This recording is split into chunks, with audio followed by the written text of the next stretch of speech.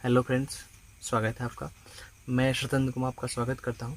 आज के वीडियो में हम लोग क्लास 10th के ज्योग्राफी का टॉपिक देख रहे हैं। इसमें हम लोग काली मिट्टी यानी कि ब्लैक सॉइल को कवर करने वाले हैं। ठीक है, इसके पहले हम लोगों ने जलोढ़ मिट्टी को कवर किया था यानी कि एलुवियल सॉइल, और उसको देखा था हमने कि जलोढ़ मिट्टी की विशेषताएँ क्या हैं, जलोढ़ मिट्टी के प्रकार कितने होते हैं, जलोढ़ मिट्टी का निर्माण है किस रूप में हुआ है, और निर्माण के क्रम में किन किन नदी तंत्रों द्वारा, किन नदियों के तंत्रों द्वारा उनका निक्षेपण होकर जलोढ़ मिट्टी का क्षेत्र डेवलप हुआ है। ठीक है, तो उसको हमने अच्छी तरह से कवर किया था। आज हम लोग काली मिट्टी और उससे संबंधित जो विशेषताएं हैं उनको हम लोग कवर करने वाले हैं। साथ में हम देखेंगे कि काली मिट्टी किन किन क्षेत्रों में, किन किन राज्यों में पाई जाती है, जिससे हमें काफ़ी एक मैप के माध्यम से भी एक हमारा जो कह सकते हैं स्किल डेवलप होगा, और हम मैप के माध्यम से भी बाकी चीज़ों को समझ पाएंगे। ठीक है, तो मानचित्र कौशल भी हमें यहाँ पर विकास करने का मौका मिलेगा। तो आइए देखते हैं काली मिट्टी। ठीक है, काली मिट्टी क्रम में हम देखते हैं कि काली मिट्टी यानी कि ब्लैक सॉइल जो होता है, इसका नाम काली मिट्टी इसलिए कि इसका रंग काला है। ठीक है, इसका रंग काला है, इसलिए काला रंग जो है मिट्टी का, इस मिट्टी का यानी कि ब्लैक सॉइल का काला रंग, क्योंकि ये लावा यानी कि जो ज्वालामुखी विस्फोट होता है, ठीक है, ज्वालामुखी उद्गार होता है, तो पृथ्वी के अंदर से जो मैग्मा लावा निकलता है, तो उसके ठंडा होने से इस मिट्टी का यानी कि ब्लैक सॉइल का डेवलपमेंट हुआ है, जिससे ये काला दिखाई देता है, यानी काली मिट्टी के रूप में हम इसको जानते हैं। तो काली मिट्टी का जो जनक सेल है, ठीक है, जो फादर रॉक है, उसको हम लावा के नाम से जानते हैं, यानी लावा से इस मिट्टी का फॉर्मेशन हुआ। ठीक है, अगला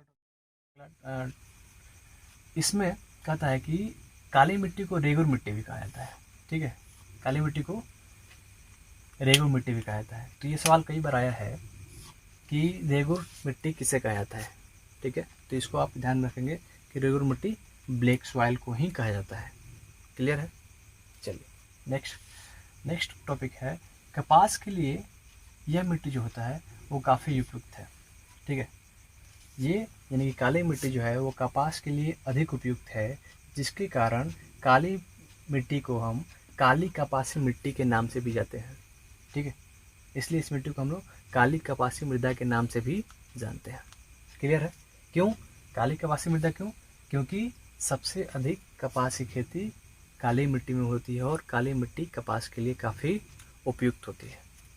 ठीक है, अब नेक्स्ट कहता है कि दक्कन पठार जो है, ठीक है, डेक्कन जो प्लेट्यू है हमारे यहाँ, जो बेसाल्ट से बना है, उसके उस क्षेत्र के उत्तर पूर्वी भागों में, उत्तर पश्चिम भागों में इसका विस्तार। ठीक है, डेक्कन प्लेटो इस क्षेत्र में है, ये रीजन है, उसके उत्तर पश्चिम भाग और डेक्कन प्लेटो के आसपास जो क्षेत्र है उनमें काली मिट्टी का डेवलपमेंट हुआ है। ठीक है, ब्लैक सॉइल का फॉर्मेशन जो हुआ है डेक्कन प्लेटो और उसके उत्तर पश्चिम भाग जो है उसमें इनका डेवलपमेंट देखने को मिलता है। क्लियर है?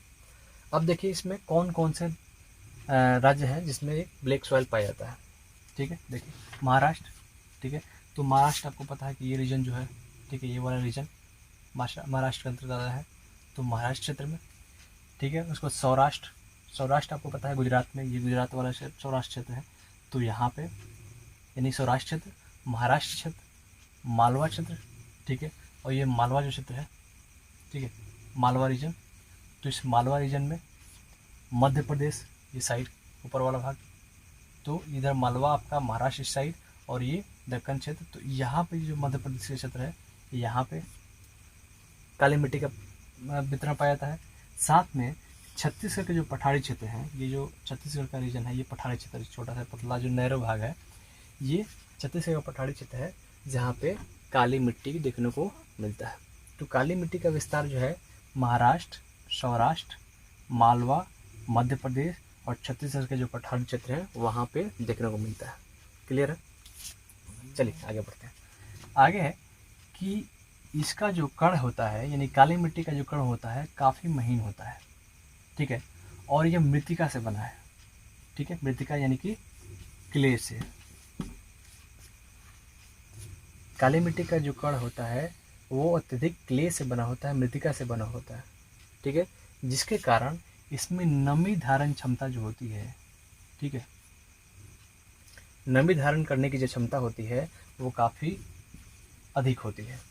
नमी धारण करने की क्षमता यहाँ पे काफ़ी अधिक होती है और इस नमी धारण करने की क्षमता के कारण ही यह मिट्टी काली कपासी मृदा यानी कि कपास के लिए काफ़ी उपयुक्त होती है, इसलिए इसे हम काली कपासी मिट्टी के नाम से भी जानते हैं। ठीक है, तो महीन कर किसके कारण? मृतिका से बना होता है और महीन कर के कारण इसमें नमी धारण करने की क्षमता होती है वो अधिक होती है और अधिक होती है, इसलिए हम इसमें कपास की खेती बहुत बेहतर तरीके से कर पाते हैं। साथ ही इसमें कैल्शियम कार्बोनेट, मैग्नीशियम, पोटास और चूना पाया जाता है। ठीक है, कैल्शियम कार्बोनेट, मैग्नीशियम, पोटास और चूना, ये सारे पदार्थ इसमें पाए जाते हैं। तो काली मिट्टी में हमने देखा, एक बार रिकॉल कर लेते हैं कि काली मिट्टी काला रंग होता है। ठीक है, इसलिए इसको काली मिट्टी कहते हैं। इसको रेगुर मिट्टी भी कहा जाता है। यह कपास के लिए उपयुक्त होती है, इसीलिए इसको काली कपासी मिट्टी कहते हैं। यह दक्कन पठार क्षेत्र और उत्तर पश्चिम भागों यानी कि दक्कन के उत्तर पश्चिम भागों में भी इसका विस्तार है। इसका निर्माण जो हुआ है वो लावा से हुआ। ठीक है, लावा इसका जनक शैल के रूप में जाना जाता है और उसका डेवलपमेंट लावा से हुआ है। ये जो मिट्टी है महाराष्ट्र में पाई जाती है, सौराष्ट्र में पाई जाती है, मालवा में, मध्य प्रदेश में और छत्तीसगढ़ के जो पठारी क्षेत्र है। ठीक है, ये जो पठारी क्षेत्र है वहाँ पे, ठीक है, यहाँ पे पाई जाती है। साथ में इसका जो कण होता है महीन होता है, जो मृतिका से बना होता है, क्ले से बना होता है। ठीक है, नमी धारण करने की क्षमता जो होती है इसमें अधिक होता है और नमी धारण करने की क्षमता अधिक होता है, जिससे हम इसमें कपास की खेती करते हैं। इसके साथ साथ कैल्शियम कार्बोनेट, मैग्नीशियम, पोटास और चूना इसमें मुख्य रूप से पाया जाता है। ठीक है, तो ये काली मिट्टी से संबंधित मुख्य बिंदु थे, जिसको आप अच्छी तरह से समझ लेंगे। साथ में इसका क्षेत्र हम लोग देख लेंगे, जिससे हमें मानचित्र से संबंधित कोई सवाल आता है, जो एक क्वेश्चन आता है बोर्ड के एग्जाम में, तो उसको आप ध्यान में रखेंगे कि काली मिट्टी और बाकी मिट्टी का भी क्षेत्र आप ध्यान में रखेंगे, जिसमें यहाँ पर इंडेक्स दिया हुआ है, आप समझ पाएंगे कि कौन सी मिट्टी कहाँ पाई जाती है। तो ये जो मिट्टी है ये काली मिट्टी का इंडिकेशन है। ठीक है, सौराष्ट्र, मध्य प्रदेश इधर, ठीक है, इधर महाराष्ट्र वाला मालवा क्षेत्र, तो इन क्षेत्रों में पाया जाता है। तो इसको आप इसका रीजन भी याद रखेंगे। ठीक है, और इसकी क्या क्या विशेषताएं हैं इसको आप बेहतर तरीके से याद रखेंगे, जिससे आपको एग्जाम में काफ़ी लाभप्रद होगा। तो मैं समझता हूँ कि ये वीडियो काफ़ी आपके लिए बहुत ज्ञानवर्धक होगा। मिलते हैं अगले वीडियो में, तब तक के लिए धन्यवाद।